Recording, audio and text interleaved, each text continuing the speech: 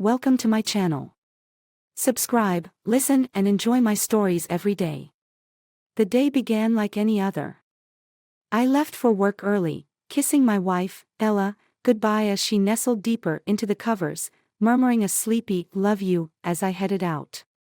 The sky was clear, a rare delight in our often gloomy town, and I remember feeling a rare surge of optimism. Little did I know, my world was about to shatter in the most unimaginable way. As I parked my car in the driveway earlier than usual, I'd left work early due to a sudden cancellation of a meeting. I could feel something was off. There was a silence, a tense stillness that one could almost hear. Pushing the front door open, the familiar sounds of home greeted me, the distant hum of the washing machine, the soft ticking of the living room clock, and, unusually, muted whispers from the living room. Dad's visit has been a blessing, hasn't it? I mused to myself, remembering how he had come to stay with us for a week.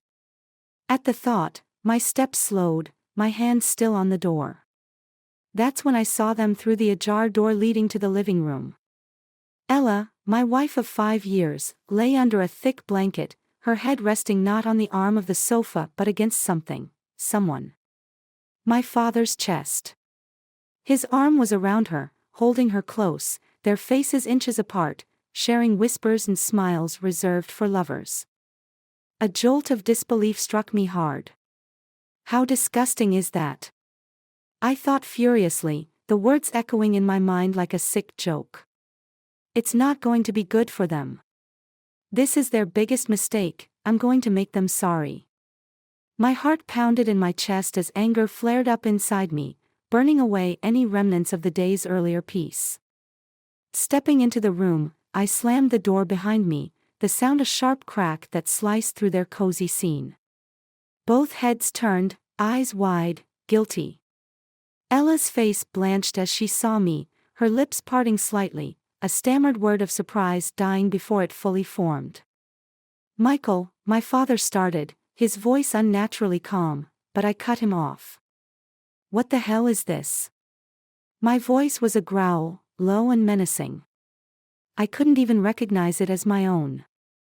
Ella scrambled up, the blanket falling away, her eyes darting between me and my father.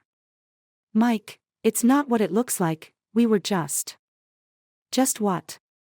"Comforting each other." I spat the words out, venom coating each syllable. Dad stood up, his expression one of regret and something darker, perhaps shame. "Son, let's talk about this. It's not as you think." "No, I think it's exactly as I see." "How long? How long has this been going on under my own roof?" My hands balled into fists at my sides, the urge to punch something, anything, overwhelming. Ella's voice trembled. "Mike, please, let me explain." "Explain? How do you explain this?" I interrupted, my voice raising an octave. The room felt impossibly small, the air thick with betrayal. Dad took a step toward me, his hand outstretched, but I backed away. "No," I said firmly, "I trusted you both. You were my family.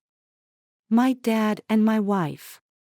I emphasized each word with a sting of betrayal, the hurt carving deeper with each uttered word. Ella's eyes were glossy with unshed tears, her hands clasped together as if in prayer. But it was too late for apologies, too late for explanations. The image of them together was seared into my mind, a permanent reminder of their betrayal. "I need you both to leave," I finally said, the finality in my voice brooking no argument. "But this is my house too," Ella protested weakly. "Not anymore. I want you out, both of you. Now." The command was sharp, a clear dismissal. As they gathered their things, the silence was heavy, filled with the unsaid and the undone. I watched them leave, the door closing with a soft click that felt like the end of an era. Alone, the house suddenly seemed too big, too quiet, filled with the ghosts of a life I thought I knew. As the engine of Dad's car started outside, a grim determination settled over me. This was not just an end. It was the beginning of something else, something that would make sure they never forgot their mistake. The gears of revenge began to turn, setting the stage for what was to come. The following morning dawns bleak and gray, a stark contrast to the clear skies of the day before.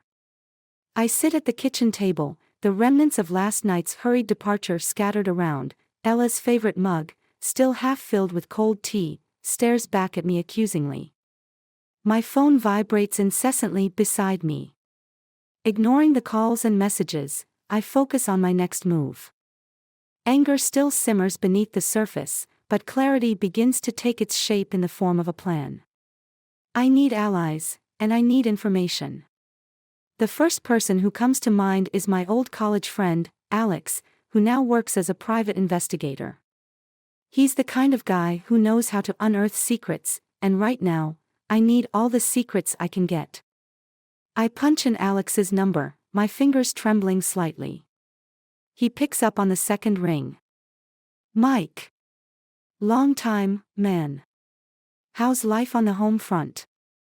Alex's voice is jovial, unaware of the storm brewing. It's complicated. I need your help, Alex. Can we meet?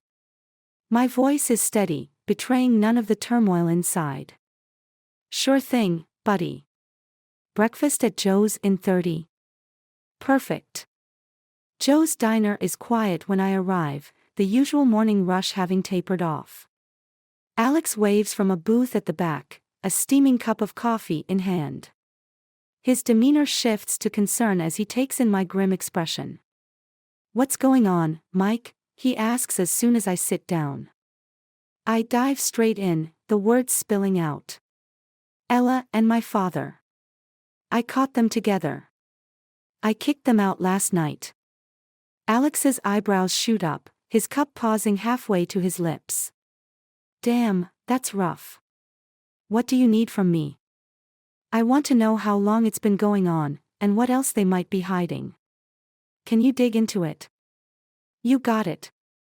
Anything else? Yes, I add, a thought striking me. Check into my dad's finances and connections. Something doesn't sit right. Alex nods, scribbling notes into a small pad. I'm on it. Anything I find, you'll be the first to know. As I leave Joe's, my phone finally buzzes with a different name, Linda, my sister. I hesitate but answer. Mike, please tell me it isn't true. Linda's voice is tight, anxious. It's true. I don't want to talk about it. Mom and Dad are devastated. Dad won't even come out of his room. We need to sort this out as a family. There's nothing to sort out, Linda. I saw what I saw. Linda sighs, and there's a pause, heavy with unspoken words. Just think about it, okay? He's still our dad. As I hang up, the weight of her words settles on me. Despite the betrayal, the familial ties pull at me, but the desire for answers and perhaps revenge pushes those thoughts away. I drive to my office, but before I can even reach my desk, my assistant, Sarah, intercepts me with a worried look. Mike, there's a woman here to see you. She says it's urgent. Puzzled, I nod for Sarah to show her in. A moment later, a woman in her late 30s, smartly dressed, steps into my office.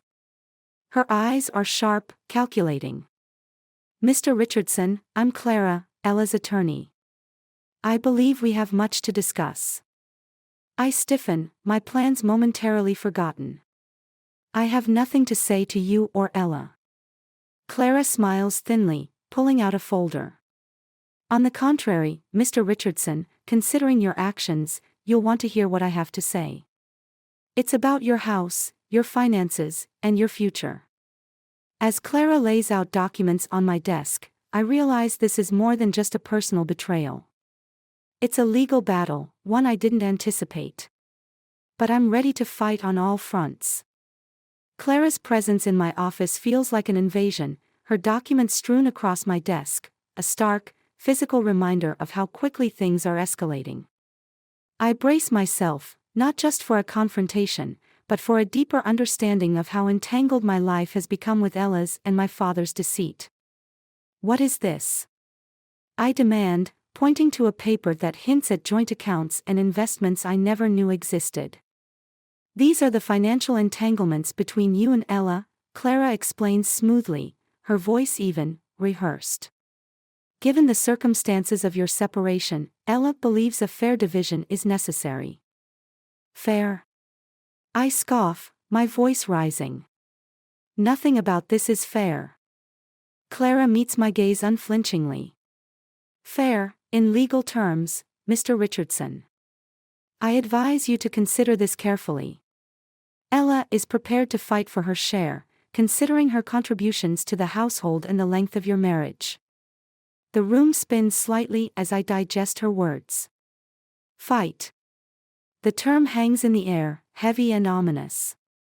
I need to counter this, and my thoughts race back to Alex's promised investigation. I need leverage. Give me a day to review these, I say, trying to buy time. Clara nods, gathering her papers but leaving copies with me. I will expect your call by tomorrow afternoon, Mr. Richardson. After she leaves, I immediately dial Alex. He answers on the first ring. Mike, I've got some preliminary findings. Are you sitting down? Just tell me, I say, pacing. Your father's been funneling money into an offshore account for years. Big amounts. And guess whose name popped up as a recent beneficiary? Ella. My heart sinks. Bingo.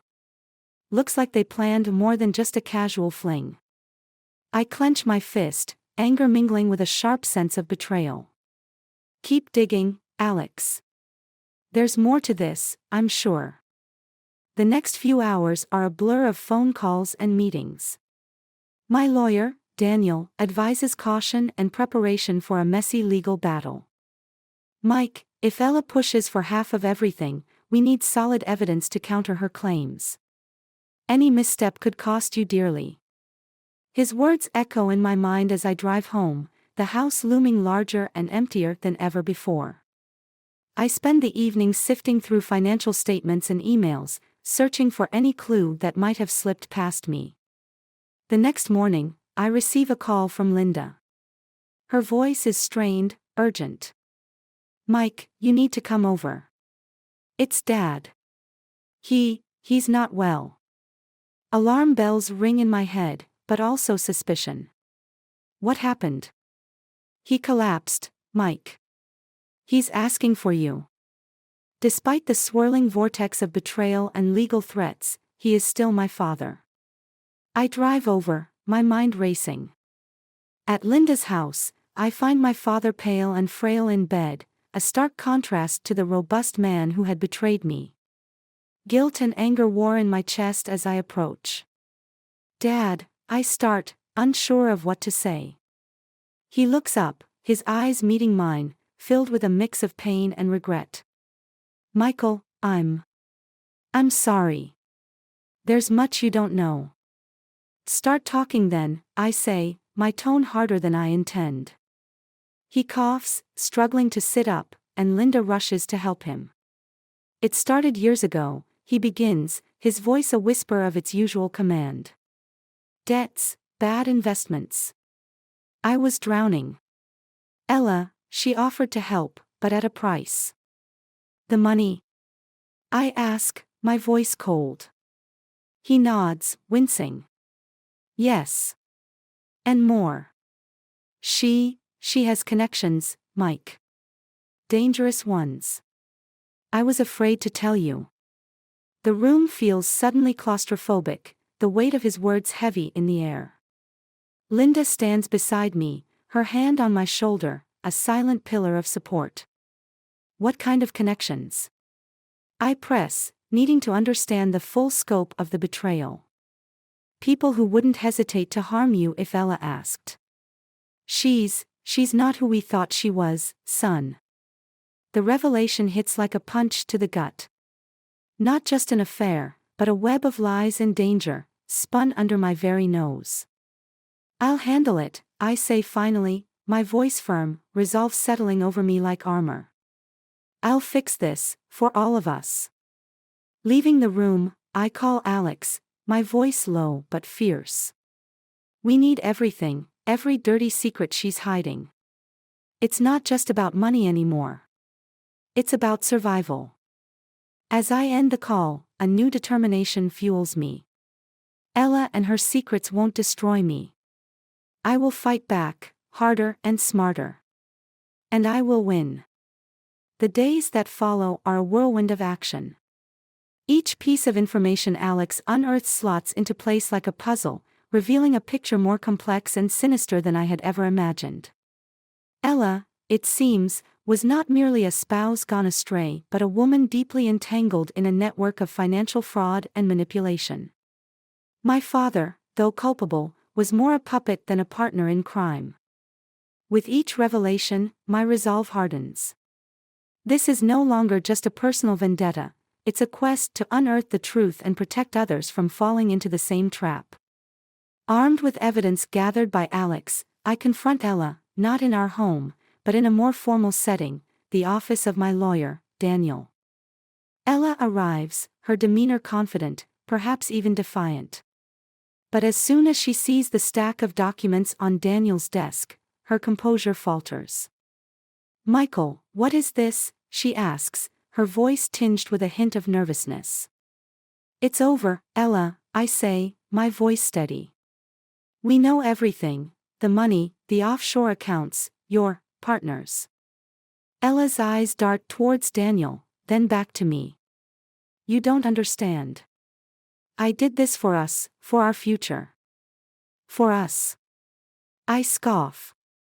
"Or for your future without me, padded with my money." Daniel interjects, "We are prepared to go to the authorities with this, Ella. Unless you agree to a fair settlement, minus the fraud." Her defiance crumbles, the reality of her situation dawning on her. "You wouldn't." "Michael, please." But before more pleas can leave her lips, the office door swings open unexpectedly. A man and a woman enter, law enforcement, by the looks of their badges and demeanor. "Are you Ella Richardson?" the woman officer asks. Ella nods, her face pale. "Yes. We are here to take you into custody under suspicion of financial fraud and money laundering, based on tips and evidence provided to us." The officer's voice is matter-of-fact. Ella looks at me, betrayal and shock mingling in her eyes. "Michael? It's better this way, Ella. For both of us," I reply, although my voice lacks conviction. Seeing her led away in handcuffs isn't the victory I imagined. After they leave, Daniel claps me on the shoulder. "You did the right thing, Mike. It was going to come out sooner or later." With Ella's departure, a weight lifts, but it leaves a void filled with uncertainty about the future. Days turn into weeks, and life begins to settle into a new rhythm, one less fraught with deception. I visit my father, who, now distanced from Ella's influence, seems a shadow of his former self, remorseful and aged. "Son, I'm sorry. Truly," he says during one visit, his eyes meeting mine. "I know, Dad. Let's just move forward, okay?" He nods, and we spend the afternoon talking about everything but the past few months. The surprise comes one late afternoon when Alex calls me into his office. "Mike, you need to see this." Curious, I follow him into his office, where he hands me a letter, a posthumous confession from an old family friend who passed away shortly before the whole debacle unfolded. It details his involvement with Ella, her plans, and, shockingly, his decision to try to warn me before his untimely death. As I read the letter, Alex explains, he must have realized he was in over his head. "He mailed this the day he died, heart attack," they said. The letter concludes with an apology to me and a plea to protect my future from those who wish to exploit it. The pieces finally all make sense. The betrayal, while personal, was part of a larger narrative of greed and manipulation that had targeted not just me but the integrity of my entire family. Reinvigorated by the truth, I make a decision to start anew, not just in terms of personal relationships but in my approach to life. Vigilance, integrity, and forgiveness become my new mantras as I rebuild, keeping close the lessons learned from a betrayal that nearly broke me but instead led to my rebirth.